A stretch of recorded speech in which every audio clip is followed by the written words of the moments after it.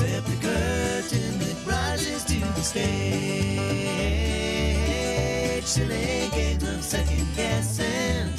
I just forget the lessons that I couldn't learn. Because one street over there's a life I could have known that would have kept me from the one I have today.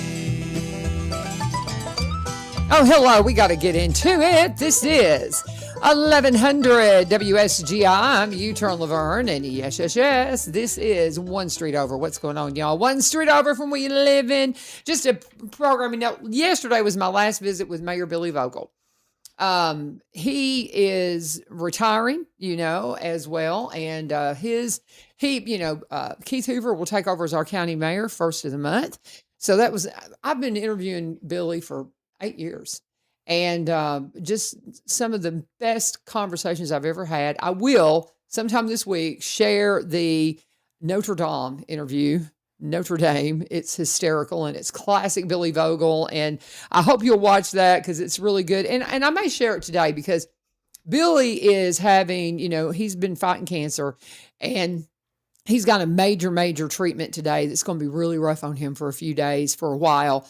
Be sure and cover our county mayor in prayer today, please. And he mentioned that yesterday, so I know I'm not overstepping, saying be in big prayer for Billy because, they've got a lot of things that they can do for us now, but they put you through hell to get you there. And so we just want to be praying over Billy. And it's really quite interesting. Julianna, did I say it right? Yes, you did. Oh, Carella. And did I say the last name right? Yes, ma'am. All right, she's my new friend.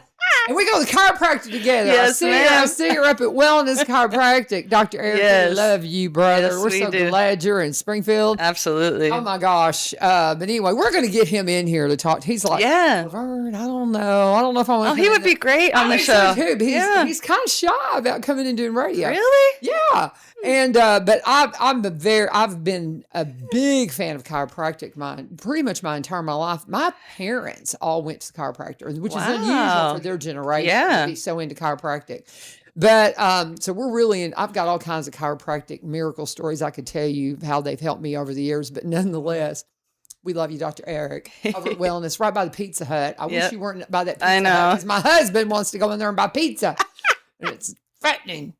Anyway, Juliana, how are you doing? I'm okay. How are you? I'm doing really well, but I think it's kind of poignant that, we're, praying over Billy and the struggles he's had through cancer. And we're talking about the products that you make. You do pet CBD products. Yes, ma'am. Okay. Mm-hmm. And I said, as we're opening up this conversation, I'm so nervous about it because I use CBD products. I did ads for Corbin Creek because they had CBD products. Mm-hmm. Love the Corbins. And they helped me tremendously before my knee and hip replacement. I don't use them anymore. Mm-hmm. I've been I'm not sure because I've had so many conversations with teachers and administrators, and we have such a horrific problem with the THC side getting into our kids. And I work with Recovery Court. I was on I guess I'm still on the Recovery Court board. I'm not really sure. I haven't talked to them lately. But anyway, sorry. My squirrel. I'm sorry. I need to call them because I haven't been getting emails from them. I'm like, what's up? But anyway, we've got Recovery Fest going to be coming up here pretty soon. I don't think I've missed it. But anyway, nonetheless, I care about things in recovery. I'm going to be at Celebrate Recovery tonight. I'm one of the, there's a bunch of us that volunteer and lead a Celebrate Recovery at Madison Church of Christ on Wednesday nights, which is for things beyond chemical. But unfortunately, gateways to addiction can come through things that are laced with THC and those types of things. And they get that little bit of high, and then they want more and more and more and more and more. I don't know what to do. But then you're telling me that the things that you're working with, it's a different balance between CBD and THC and hemp and all these things. And then there's these federal laws that are coming down that got wrapped into other things that have messed up. My grandfather grew hemp. Yes. Yep. I mean, the farm that my brother, him and his bride own and run, they grew hemp. Yes. originally. And Yep. that's back probably before my daddy was even born. Yes, ma'am. But help me understand what's going on. I don't Well, let's know. take a little- This is she said this is a 3 hour conversation, and we got Ryan Martin coming in at the bottom of the hour, so we don't. I'm have going to try to condense it because Okay. it's a very large web and there's so many parts to it. But let's just start a little bit of history. Our founding fathers, most of them grew hemp. Yeah. George Washington grew hemp, right? I mean, it was used industrially, medicinally. Yeah. It was part of life for the longest. And then there was a ban on hemp and cannabis over 100 years ago. So about 100 years ago. yeah, roughly Wow. 100 years ago. Wow. Well, if you think of all the uses, so let's talk about what God did with this plant, and then we're going to talk about what man did and what the enemy did, because that's where I think the rubber meets the road, and it's often overlooked. Okay, so God provided this amazing plant. Right. But both plants, cannabis and hemp plants, are both amazing in their own right. But what's been done to them has been a distortion. So essentially, the hemp plant has many industrial uses. You can actually make building materials out of it. They used what my grandfather grew to make rope. Yeah, Okay, you can make so that's- rope, That's paper. what I've always been told. Yes, tons of industrial. So those, there's about, I don't know, 20 plus industries that are against hemp because it encroaches on their industrial Right. industries. Okay, we're talking about plastics, building materials, paper, rope, you name it. I mean, hemp is so good for so many things, and it would solve a lot of the problems in the world right now on the industrial side. Then you look at the medical side and the wellness side of the plant. This plant literally mimics our physiology to the point where we've got an endocannabinoid system, just like our pets do. All animals have these receptors that respond to the cannabinoids that are found naturally in the plant. So when people say that this plant is the devil's weed, they're not understanding. This is a plant that was given to us by God. It's a miraculous healing plant. It's a miraculous industrial plant. It has so many uses for mankind. But what happened long ago, especially with cannabis, they figured out how to breed the plant so that it had really high THC levels. And then everybody started getting high off of the plant. And then we forgot about all the other compounds in the plant. Mm-hmm. So I've been in this industry since 2008. This is before CBD was even rediscovered. People say it was discovered. No, I'm saying it's rediscovered because God put CBD, CBG, CBN, all these amazing non-psychoactive compounds in the plant for a reason. Mm-hmm. But then the enemy came in and not only changed the plant, made it a plant that only gets people high and doesn't get them well anymore. And that went on for many decades, and then in more recent years, the hemp plant, which was also banned almost 100 years ago, they started to realize, okay, we can actually breed this plant so that it is high in the CBD and those other compounds that are actually good for us. So that happened in 2018 with the Farm Bill. They basically legalized hemp in order to start producing these medicinal types of products. Well, and I know because my brother was approached. They, wanted him to grow it, and I know some growers, and there is a balance between if your THC level is too high, they'll destroy the crop. Yes. Okay. Yeah. So again, this is all so, So let's talk about trying to understand it all. It's just. It's a lot because this plant has been politicized, and then we're dealing with the stigma around it, right? There's a lot of stigma around the plant. The cannabis plant and the hemp plant, they've gone through the most successful propaganda campaign that's literally lasted almost 100 years as well. So people have this natural inclination to be confused about it. That's part of where the enemy came in and caused all this division and confusion. And that's the biggest problem that I see is we need to strip all that away. I mean, think of it like this. We have an endocannabinoid system in our physiology. Mm-hmm. They actually had to suppress all this information about our physiology in order to suppress the benefits of the plant. Who was involved with the suppression of that information? Rockefeller, the pharma industry, the American Medical Association. So you've got these lobbyists from the pharma side that have always tried to downplay the benefits and upplay the devil's weed and all of this narrative, right? Right. Now what's happening, which is really unfortunate, is the cannabis industry, which is the industry that's out there, producing high THC products. They're throwing lobbying dollars to ban hemp. Why? Because, again, the enemy came in, they took the hemp plant, and they started extracting CBD and figured out how to extract CBD from the hemp plant and then turn around and convert it to THC. So all these THC products that you see in gas stations and that are way too easy for a teenager or even a small kid to go purchase, well, that's because we didn't put any guardrails. We didn't put any regulations in place. We didn't have, the child-proof packaging, the labeling requirements, all the things that this industry has been trying to self-regulate. Like, we want those things. Why? Because we don't want kids getting their hands on this stuff. Because we still want to be able to make hemp CBD products for all the people that want to get well but don't want to get high. So they're throwing away the baby with the bathwater. Well, see, and that's the thing. I've talked about the fact that my mother and my sister benefited from CBD greatly. Yep. While they were battling cancer. Yep. I mean, there's no getting around it.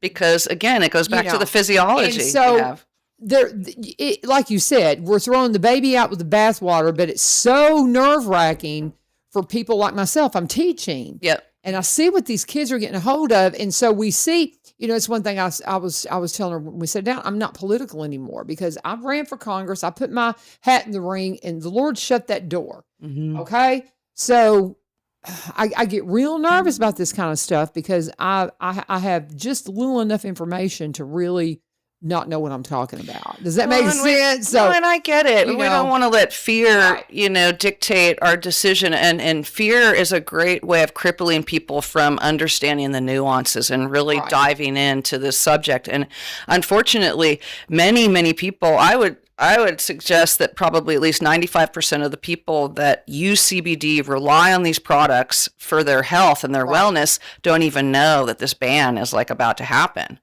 Well, so this is why I'm trying to people mention it. And how soon is this happening and what is that going to mean for people who use this stuff? So November is when they're trying to basically put the axe down on this. What will that do to your company, what you're doing? Well, we would have to basically pack up and just stop making products. Yes, absolutely. So you're going to be. This is existential, literally, because again, they snuck these things into these large Christmas tree bills, and a lot of these Congress people, senators, they don't have time to read all that, so they let it kind of slide on through, and then you've got a few politicians. Rand Paul, for instance, has been great. Trump legalized hemp in 2018. He's been awesome. RFK Jr.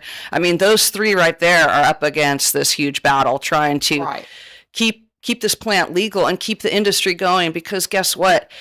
There are so many things, so many advantages to us to continue to grow hemp in this country, not only for wellness reasons, but for industrial reasons, like we discussed earlier.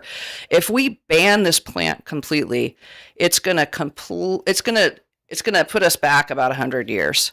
So is that going to do away with the THC stuff that the kids are getting a hold of? Is that the appeal to it? Well, the ban they could ban the THC products that come from hemp easily. Right. But they're going to ban the whole plant. So that means we're throwing away the ability to make building materials out of it. We're going to throw away CBD products that don't get anybody high. We're going to throw away treatables. Pets use this product every day for their epilepsy, for their, their anxiety, for their joints and pain, and all the cancer patients that rely on CBD full spectrum products. They're not going to be able to. So again, it's like, if we're concerned about the labeling of these so-called CBD hemp products that are actually THC products, again, this is the work of the enemy. The enemy came in and completely distorted this plant, and then they made it available to kids, and nobody Nobody in this industry that I know wants that to happen. That's not why we're in this. We're in this to provide a product that gets people well. It doesn't get people high. So for me, I'm very passionate about it. You know, I started off in the cannabis industry before CBD was even a thing. And we always touted the medicinal benefits of THC too, which often get underplayed. THC is actually an incredible analgesic, meaning it's a great pain reliever. But nobody talks about it because all people know is that THC gets you high. So again, we got to strip away all of the fear and all of the anxiety around the devil's weed and all this propaganda and really look at the plant. What does this plant provide? How can we put the guardrails up so that people can still enjoy the benefits and we can also keep it out of the hands of kids? There's no reason on God's good earth for a child to be able to go into a gas station and purchase a so-called CBD product that's actually CBD that's converted into THC.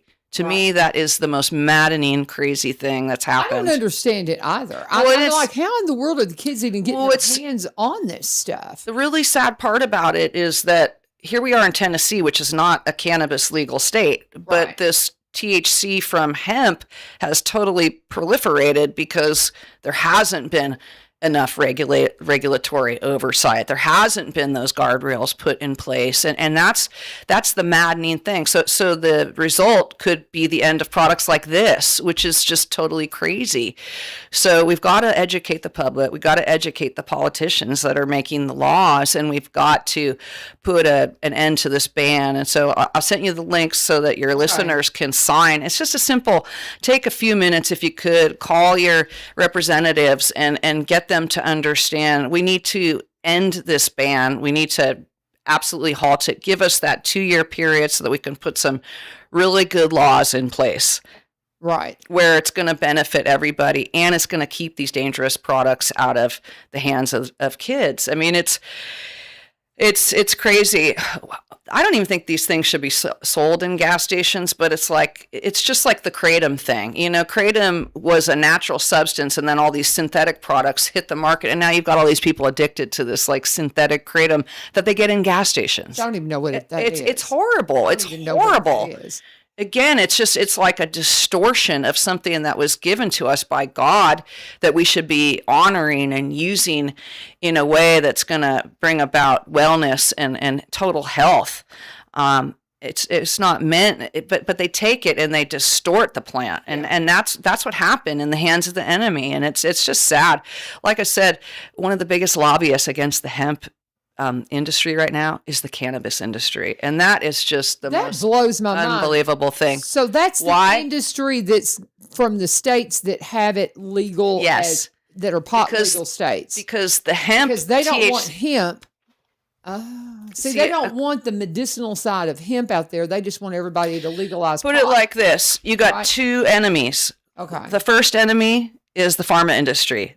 They have put so many ridiculous laws in place to suppress CBD and hemp and all the things. They would rather take that molecule, synthesize it, and make their own drugs and ban all the full spectrum plant phytocannabinoid products. They would love us to go away because we encroach on their epilepsy medicine, their anxiety medicine, all that, right? Then you've got the cannabis industry, which is against it because the hemp people that are turning CBD into THC, and then they're making it available everywhere. That means that somebody like a 14-year-old kid doesn't have to cross a state line to go up to Illinois to go get somebody to buy him a cannabis product at a weed shop, at a dispensary. They can just go to the nearest gas station and get this so-called CBD that's CBD from hemp converted into THC. So this is why the cannabis industry is very much against the hemp industry right now, because it's encroaching on their THC sales.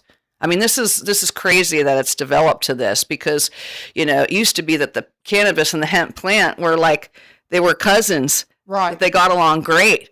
But because of all this nonsense around THC, it's created this division in the industries, and then you've got all this lobbying dollars being thrown at the ban on hemp. If we ban hemp, we are literally banning so many things that are good for mankind. So it's just a disaster, really. It's So horrible. what do you expect's going to happen? I mean, you've been watching this. So things have already passed to where it's going to have to be overturned, or what's going to have to happen? Well, so this ban actually was put in place last November, and actually it was Rand Paul that put the brakes on it passing completely. So praise God for, politicians that understand all these that and going, hey. Yeah, exactly. What are you doing? Okay. So now November is when this ban is supposed to completely go through. And again, we've got so many lobbying dollars from the opposing sides that it's really confused the folks that are making these decisions. And they're making these decisions out of that knee-jerk response of, we got to ban them completely because kids are getting their hands on them. I get that.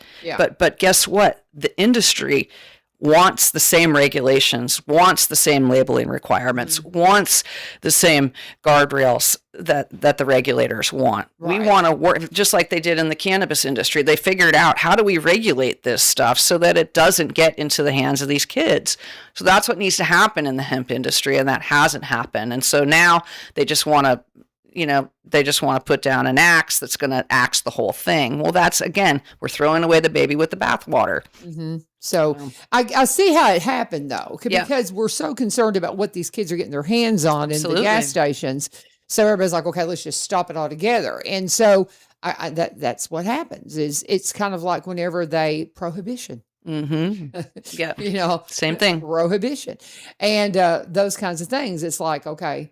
And it's, when you see what these kids are getting into, it's hard not to say, just stop for a minute. Just take a breath. But here's the crazy thing. I'm playing devil's advocate. Yeah. That's why I'm saying I think that's how they've convinced the constituents that this is a good idea. But I'm gonna play the tape to the end on that, because I really want people to understand that when we ban something completely, you know what happens? The black market gets stronger. Yes. Okay. Yes. It's gonna be impossible to completely eradicate THC products. Taking them out of gas stations would be a great start. Taking them out of you have to show ID. You have to be 21 to purchase it. I mean, those are all anything that sensible. has CBD or THC on it. Put a age limit on it. Yeah. Make you, just like if you're going to buy a beer or anything like that, and present an ID to be able to purchase. Amen. And honestly and truthfully, I thought that was already in place. I did too. I did too. I didn't really understand that. I'm stunned at what the kids are coming in with. Yeah. The problems that we're having in the schools with vaping, and that's what they're vaping, is astronomical. Oh, I believe it. We have to stand. It's too easy. We have to have teachers standing in the bathrooms between classes, because when we don't, we have vape detectors that go off that tell us how many times the vape detectors go off. Oh my goodness. It's unbelievable. Unbelievable. And if your school does not have vape detectors, and if you're not policing your bathrooms between classes, you have no idea what's going on. And the kids come in, they're like, Miss Vivio, I couldn't go to the bathroom between classes because everybody was in there, doing whatever. And it's because they're getting their hands on this stuff in the gas stations and things like that. So that makes more sense to me. It's put a ID requirement on this nonsense, and then make the industry be regulated.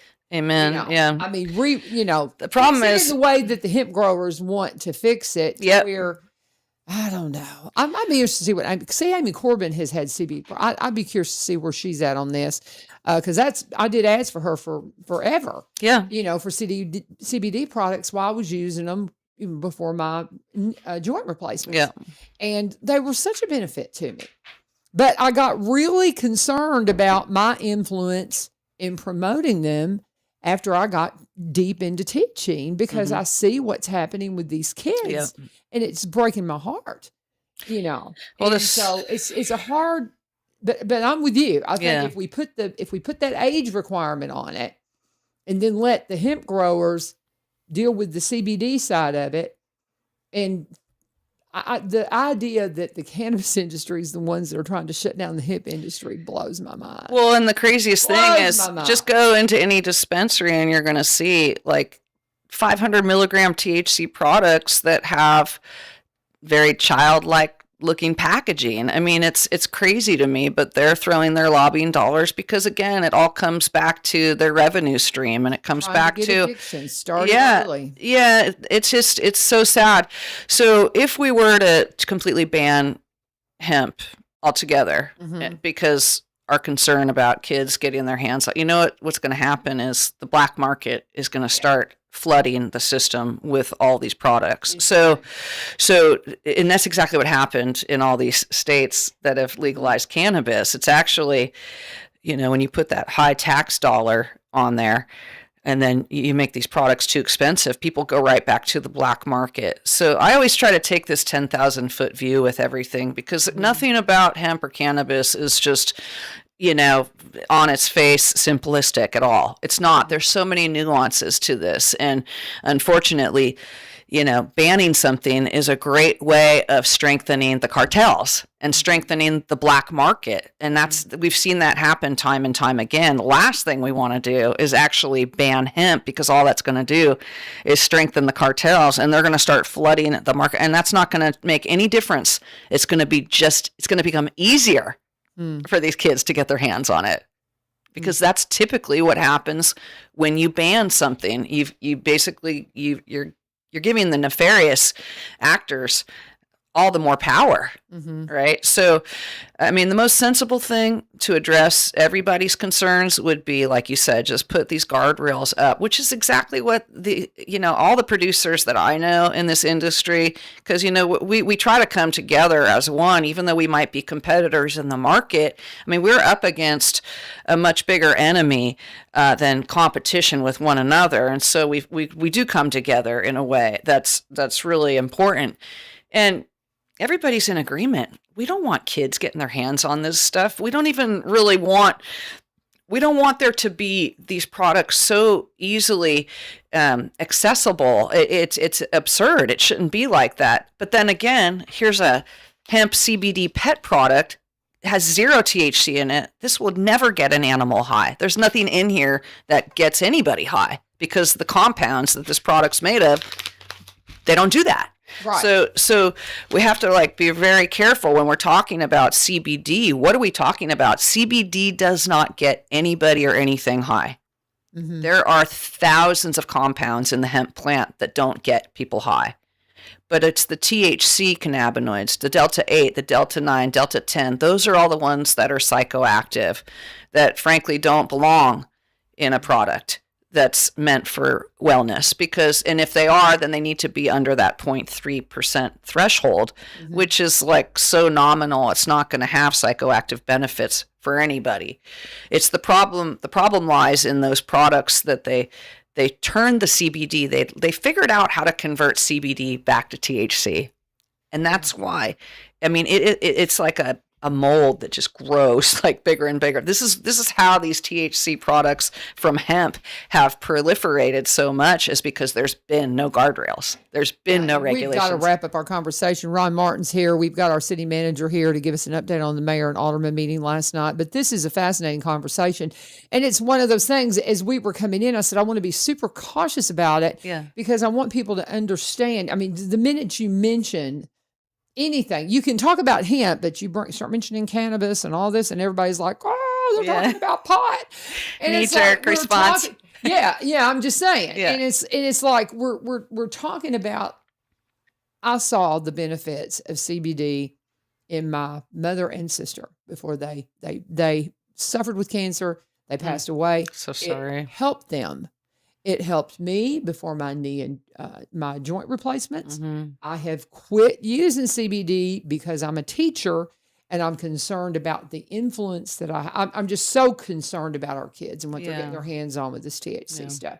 It bothers me so bad. So I'm just so confused over it. So you've really helped me to get a better balance on it, that again, don't throw the baby out with the bathwater. Put these guardrails on, quit letting kids buy it in gas stations, and make the industry put the regulations on to stop trying to get people high with hemp. Exactly. And that petition, if you could post Yeah, it, that would be okay. amazing. I sent it to you to your phone, and it's just Okay. basically, it takes 2 minutes. Just go and sign it. It will help us to stop this ban on hemp and help us to put sensible guardrails around this industry, which is what everybody ultimately wants. Okay. Well, I will figure out a way to get that on here. I may not get it on there while I'm on the air here because That's I got to okay. get Ryan in, I but I gotcha. do need to get you to scooch out. Thank you and let so me- much. Thank I you. appreciate. I will see you at the chiropractor. I'll Yes, see you. I'll see you. absolutely. We'll get you back in here and we'll do an hour just and talk about it and as we get closer in too. So Well, I thank you. appreciate it, LaVern. Julianna, Thank y'all. Thank you so Have a good much. And God bless y'all. And y'all keep hanging out with us. We've got Ryan Martin on his way in to talk to us about all things from the mayor and alderman meeting. And if you didn't get the entirety of the show when it first came on my page, it's on the WSGI page. Again, had some posting issues, but it did finally come up. And I started out by saying, please be in prayer for our county mayor, Mayor Billy Vogel, this morning, because I know he is dealing with some pretty serious treatments today. And he mentioned yesterday, boy, he could really use your prayers over the next few days and week as he's dealing with a pretty intense treatment that he's undergoing today. So, and you got to check out that last interview I did with Billy yesterday. It was just wonderful. We had so much fun. But right now, we got to talk about Valor Mortgage. Chris Armtrout and the experienced loan officers at Valor Mortgage working hard to find you the right mortgage solution to fit your life, whether it be you're getting a refi, maybe you're buying your first home, maybe you're buying a second home and you want to rent one of them and be a landlord. Maybe you're just going to do some home improvements and you need some equity or something like that. It doesn't matter if it's a VA loan, a VHA loan, conventional jumbo financing, every tool you need to get you to the closing table, they got it. And they're not going to treat you like a number. That is number one. You call these 800, something sounds really good, and you check it out through social media. The next thing you know, you are getting spammed, you are getting harassed, and it gets annoying quick. That's not what you're going to find with Valor Mortgage. You've got your neighbors that you're going to be working with. They've got an office in downtown if you need to meet with them down there, but they do say, call for a meeting because they're out and about all the time. So, trying to catch them in there sometimes difficult, but they'd be glad to meet you there if you just call them ahead. 615-671-9178, 615-671-9178, or go to valor.mortgage, valor.mortgage, get pre-approved today because when it matters most, you deserve a lender you can trust. Buy with confidence. Buy with Valor. Valor Mortgage, NMLS, number 1210804. DBA of Encore Lending Group, NMLS 1249911. Equal housing lender subject to credit approval. Rates and terms subject to change without notice. Not a commitment to lend. Let them know U-Turn sent you. Ryan Martin's in the house. Hello. Good morning. How are you? I'm doing great. How are you? I'm doing all right. Battling some August allergies. It's One of my kids is just, bless his heart, he goes, Miss Vivio, my allergies are killing me. And he just tissues all the time. And I'm like, I'm sorry, sweetie. yeah, it's it's rough. it varies, and now it's gotten me this week. I don't know if it was the heat and the dry or what, but yesterday it sort of came on strong, and still battling this morning. So it's just bless that you. time of year, but that's okay. Yeah, it's okay. Well, we're appreciating you being here. Yeah, well, thank you. So my husband said, ask Ryan if they can have sidewalks in front of the high school. I said, stop it. That's not his, because, I always tell him, I said, what's your question for Ryan? He goes, we need sidewalks in front of the high school. I said, that's not his battle. I don't think, because that's the thing. He's always bringing up this stuff. It's like, is it city or is it school? So confusing. It is confusing. It's confusing to everyone. That pothole that's in front of IE Academy, right there, there's a pothole and he says, I said, so is it in the road or is it in the parking lot? He goes, it's even with the sidewalk. I said, that means it's school. Because if it's even with the sidewalk, because they're responsible for the sidewalk, You're right? talking about where they come out, where it comes out. It's just a terrible pothole there. I think that's the one I've seen. Yeah, that'd be on the school board. I don't think that would be on state right away. Because of course that's a state highway there too. So that's a state, not even city. Exactly. It gets so confusing. It gets so confusing, LaVern. And, it's something that we try to educate folks, and it's not their fault. They don't know. It's because sometimes it confuses us, and we have to check on stuff, So I tell people all the time, they're like, well, there's a pothole on Memorial Boulevard, and I said, well, we'll notify TDOT, but that's the best that we can do. But the TDOT folks here do a great job, and we're grateful to have have a good group of TDOT folks here that maintain the state highways. They do a phenomenal job in the wintertime. And sometimes that's the other thing is sometimes they say, well, y'all did a great job clearing that snow off of Memorial or off of Tom Austin. Like, hey, we didn't do that. That's the state. So got to give credit where credit's due. So yeah. Well, and it's so funny because it's just with him out driving the bus now. And he sees everything. Oh, I'm sure. And he before when he was the safety coordinator for the buses, he did as well. And it's just now he's back out in that bus, and it's just reminding him of the things he dealt with when he was working on the safety side of it. And he's like, is it city? Is it state? Is it private property? And yeah. So it's just you just gotta just knock on the door and see who is responsible. That gets confusing. And then the other thing that gets confusing is how the post office. So a lot of people, like I say this all the time, like Martin's Chapel, folks that know where Martin's Chapel is, southern end of the county, right? Well, those are Springfield addresses out there. Right. They're nowhere near the Springfield city limits.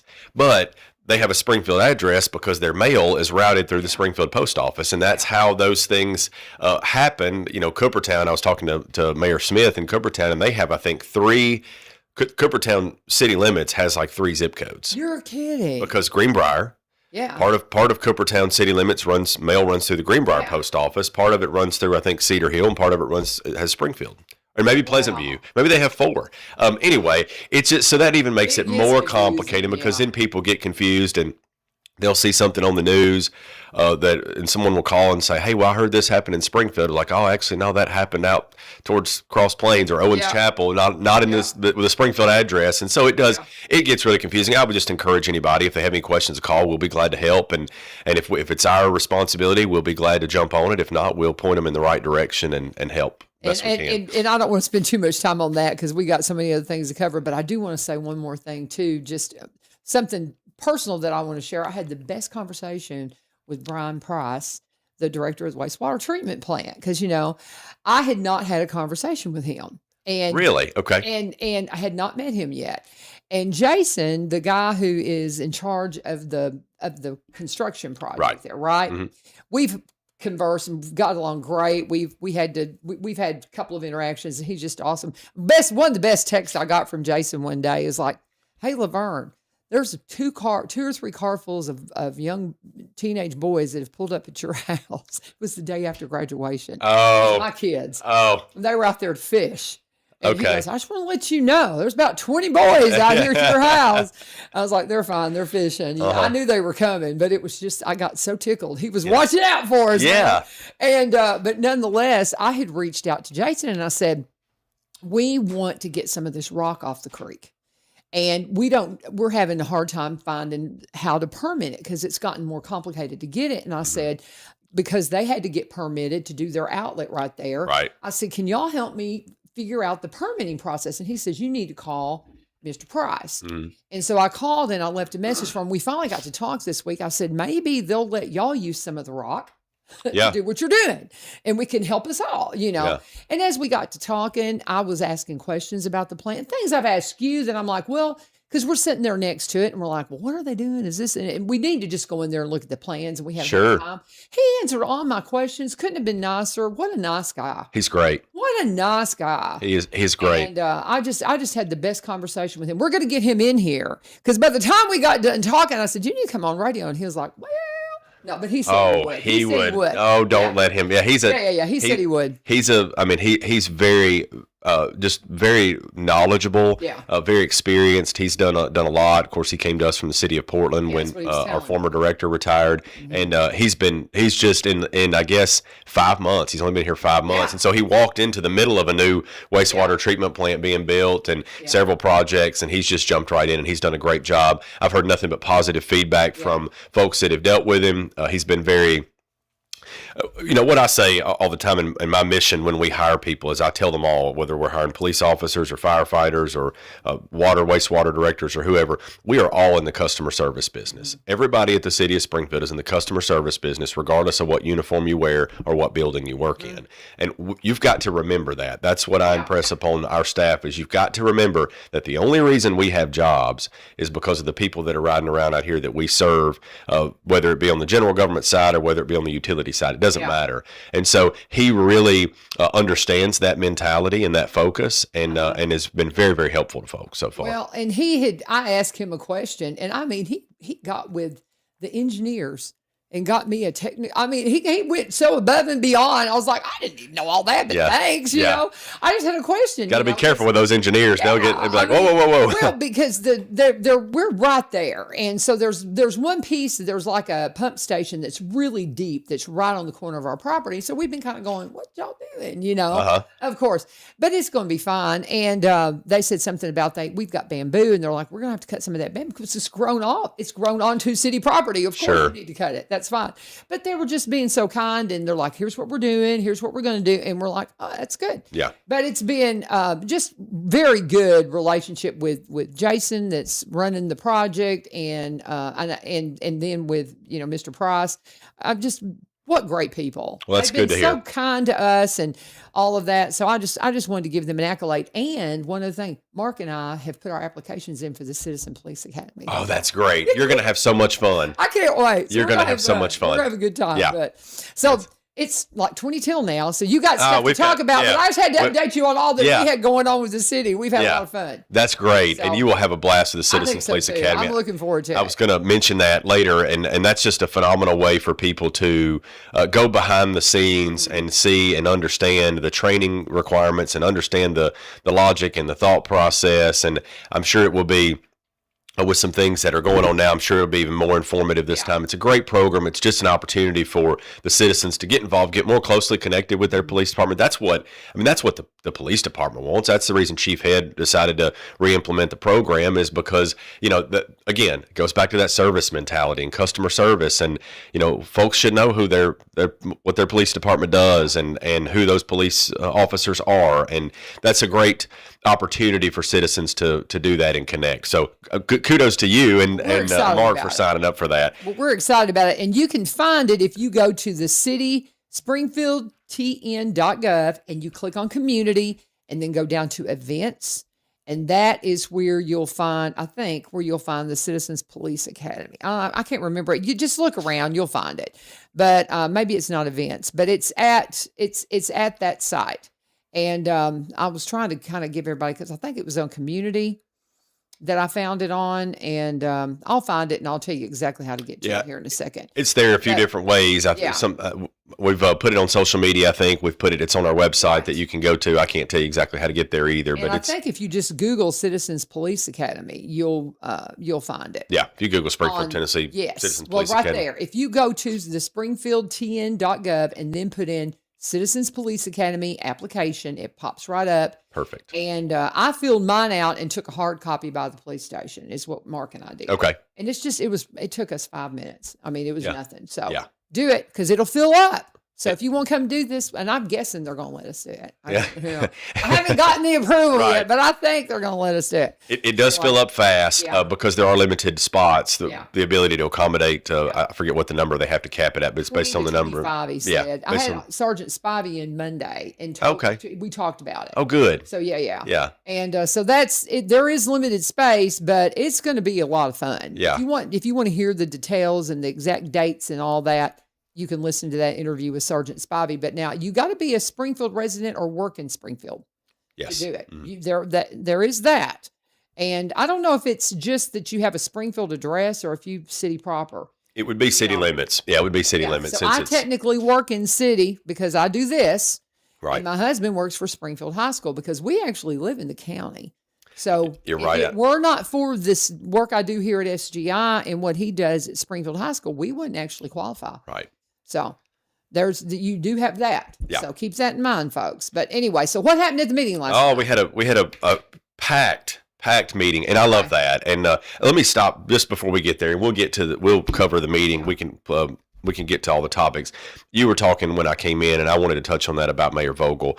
Yeah. I just want to say how grateful that I am personally for the working relationship that I've had with him. He's been just a wonderful public servant. Yes. Over the course of his career, I had the opportunity to work with him when he was a county commissioner, when I used to be at the county, and since he became county mayor, and I've been at the city of Springfield, and I just appreciate him so much. He's given he's given a lot of time and a lot of effort to try to make Robertson County Robertson County a better place, and so we owe him a debt of gratitude.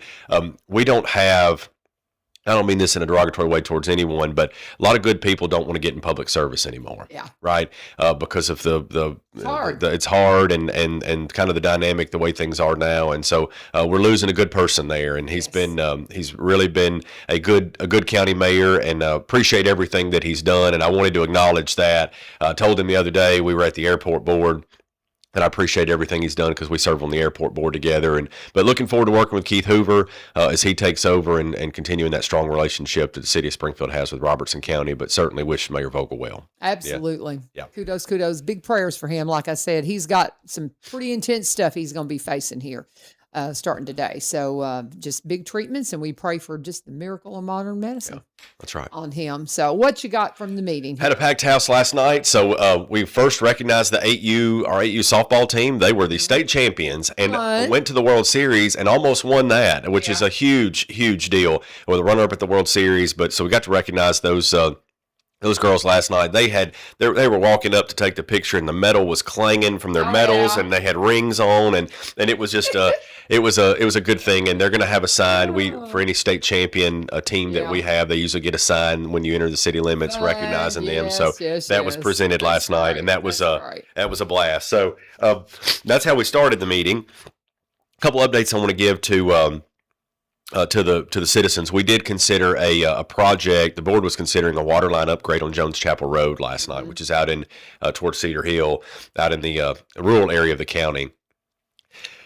There was this unique situation where taps were purchased but not installed, and then the line kind of filled up, and there wasn't enough pressure on the line to accommodate the taps that had been purchased. So there was an exploration to determine if upgrading the line would have been feasible to do. Initially, it looked like it might be. Once the plans got engineered, the cost ballooned into $500,000, and so the board decided last night that was not a wise investment of customer funds for the utility, and so they've voted to not do that project and to work on a refund process for those that had purchased taps that wished for a refund. And so there was some consternation out in that community because they were concerned about the size of the line and whether or not there was more development coming. And that wasn't necessarily the case. It was people that had purchased taps. They already had them. Yeah. And so there was a lot of concern, and because the right of way is small and there were trees that were going to have to be removed, a lot of valid concerns from the community out there. And especially when you're talking about a $500,000 project to, for 12 customers just isn't wise. It isn't a wise investment of customer or ratepayer funds to do that. So and that's a lot of the times that they have them in case they build. It's not necessarily something that, we have not purchased an extra water tap on our place, but we've thought about it because we think one of our kids may come out there and build eventually. Yeah. But they're available now on our line. And they weren't for a while. And so, some people will purchase water taps thinking forward. Yeah, that's what happened. Yeah. And we've actually kind of curtailed that process. Okay. Yeah. You got it. Okay. The board passed an ordinance last year because of this issue that had come up. It basically says to try to eliminate people purchasing water taps as investments and tying up capacity on the line. Yeah, because there may be someone that does want to build a house right now that then if we actually factored that into the pressure test, they couldn't. And so now the ordinance, the regulation is if you purchase a tap and you don't install it within 60 days, the contract is canceled and we'll refund your money. Okay. Yeah. Absent, now there's special exceptions for a subdivision agreement because that may take a little bit longer to. Well, that's good. I'm glad to hear that, quite frankly. It prevents the situation because there's some folks that did purchase taps that now want to put those taps in because they did that. So, if kids or grandkids ever buy, right, and now the kids or grandkids want to build a house, house and they can't, right? Yeah. And so I understand why people did what they did, but it created a little bit of an issue, and the board has resolved that. So yeah, $500,000 was just more than the board was willing to spend, and I certainly understand that. When it looked like it was going to be a $50,000 project on the front end before it really got engineered, just an initial estimate was potentially $50,000 because there might have been some material that we had available. Then we were going to do the project, but it just didn't turn out that way. So thank you very much. I would appreciate that very much. Yeah, this is a struggle this morning. But yeah, we're talking with Ron Martin. This is our city manager with City of Springfield. Had mayor and alderman meeting last night, covering it all. And I'm going to let him just keep going, and we'll do an ad here in just a minute because I know we've been talking all over the place. One thing I want to make folks aware of is upcoming, we'll have our citywide paving project. We usually have every other year or so. We have a paving project, a large-scale paving project that resurfaces roads that are in kind of deteriorated shape. As we know, we've had some wintertime weather that's really, really hard on asphalt and on the roads here in the streets, and that, and heavy equipment does the same thing. And so we'll have a paving project coming up soon. Some of the roadways, the board approved the contract last night. Some of the roadways that will be involved in that are 22nd Avenue. 22nd Avenue is in bad shape from South Main to Tom Austin. John L. Patterson is one that'll be upgraded. There's a section of 10th Avenue, Roy Pitt, Industrial Drive, 17th, and a section of Bill Jones also. So those areas will get some attention through this project, and we're excited about that. There's some areas. John L. Patterson has some areas near Bransford that really need some attention. As I mentioned, 22nd Avenue is when you turn on to, off of South Main to 22nd to go over to Tom Austin is just rough. And so, that just happens. The roads deteriorate over time. And fortunately, we're able to get it's called an STBG, a Surface Transportation Block Grant from the state of Tennessee to help pay for that. There's a local match to it, but a bulk of that project is paid for by a state grant. So we're thankful for our partners at the state of Tennessee for helping us pave our local roads here. Also, want to give a shout out to Grills for Guardians. The board accepted a donation. Grills for Guardians is an organization that donates grills to public safety agencies and first responders, and so they donated a grill to the fire department last night, and the board accepted that donation.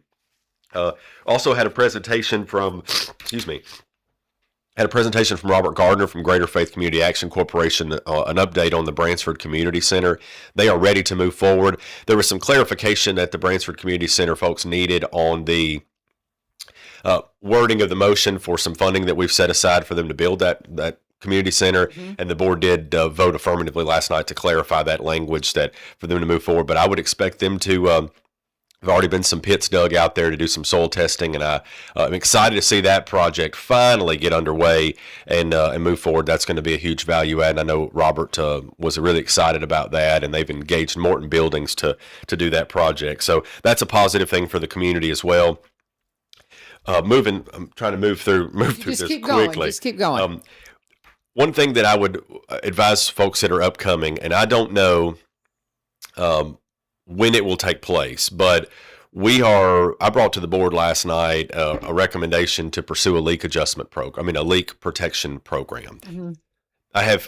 We've had too many customers that I've seen, especially elderly folks on fixed income, that have had water leaks, and got a customer right now who has $2,500 worth of water leaks over the course of a couple of months, right? Yeah. And so that's tough for anybody, right? Mm-hmm. And so our policy right now allows for a 25% leak adjustment. Okay, well that's great, but 25% off of $2,500 is still expensive, right? Terrible. And what happens to the 25%? Well, that's shared by you and me and all the other customers. That's subsidized by the other customers, right? Right. So the leak protection program that other utilities have adopted is basically an insurance program. Okay. And it's very inexpensive. It's $2 to $3 a month. And that gives you, depending on how it works out, it should give you about $2,500 a month. $2,500 a year in leak protection. Okay. So what does that do for the leak customer?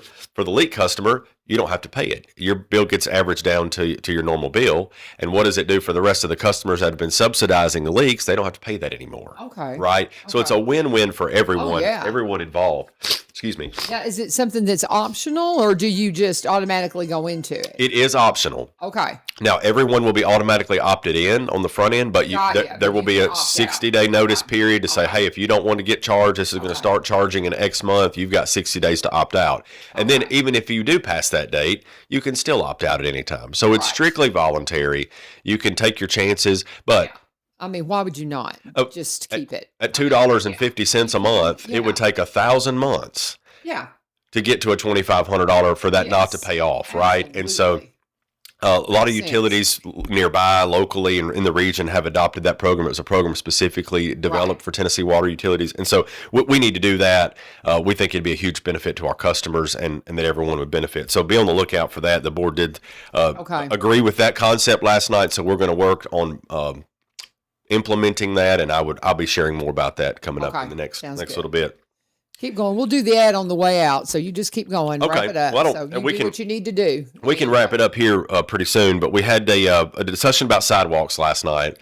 The board has been discussing sidewalks because particularly the historic district has some sidewalks in a disrepair because that's the oldest sidewalks that we have in the city, right? And there was some discussion about whether or not to make some modifications to our sidewalk regulations.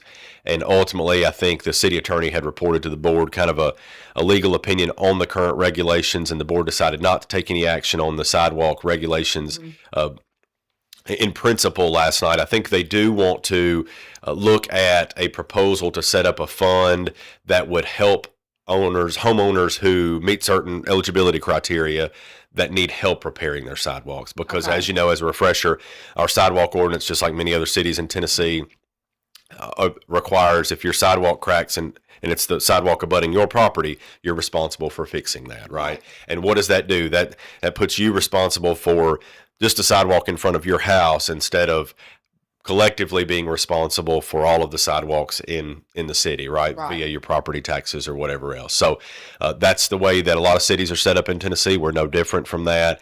And so the board did ask for some enforcement last night on that, which we'll be doing to make sure that folks do repair their sidewalks, because I think one of the aldermen reported that she had heard from a couple of citizens that there's been some falls. People have fallen because homeowners haven't repaired the sidewalks. So that'll be something that will be worked on, but the board signaled their intent last night to definitely keep the ordinance the same, require homeowners to continue to be responsible, and but maybe look at a way to assist homeowners that say just didn't have the money to fix it. Have the money to do it, and meet certain income eligibility requirements. I gotcha. Let's see here.